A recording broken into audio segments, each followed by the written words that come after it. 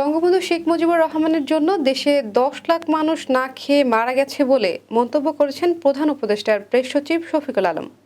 তিনি আরও বলেন, বিগত আওয়ামী লীগ সরকারের মিথ্যা তথ্যের কারণেই বাজার নিয়ন্ত্রণে অন্তর্বর্তী সরকার হিমশিম খাচ্ছে। রোববার সকালে কৃষি সাংবাদিকতা বিষয়ক প্রশিক্ষণ উদ্বোধন শেষে তিনি একথা বলেন।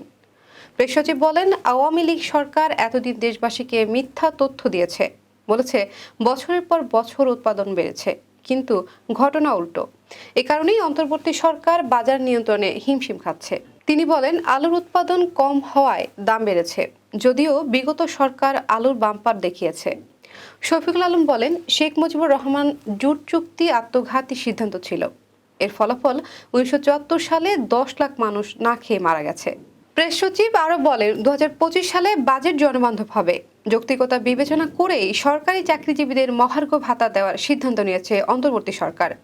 নির্বাচন ও সংস্কার ইস্যুতে প্রেস সচিব বলেন, রাজনৈতিক দলগুলোর সঙ্গে আলোচনা করেই সংস্কার কমিশনের রিপোর্ট চূড়ান্ত করা হবে। সেই সঙ্গে সরকার কী পরিমাণ সংস্কার চায় তার উপর ভিত্তি করে নির্বাচনের তারিখ নির্ধারণ হবে। আওয়ামী লীগকে নিষিদ্ধ করার প্রসঙ্গে শফিকুল আলম বলেন, আওয়ামী লীগের মধ্যে যাদের হাতে রক্ত আছে তাদের সবার বিচার হবে। দলটির নেতাদের মধ্যে এখনো কোনো অনুশোচনা নেই। আওয়ামী লীগকে নিষিদ্ধ করার পরিকল্পনা এই সরকারের নেই। তাদের নিষেধের ব্যাপারে সিদ্ধান্ত নেবে রাজনৈতিক দলগুলো।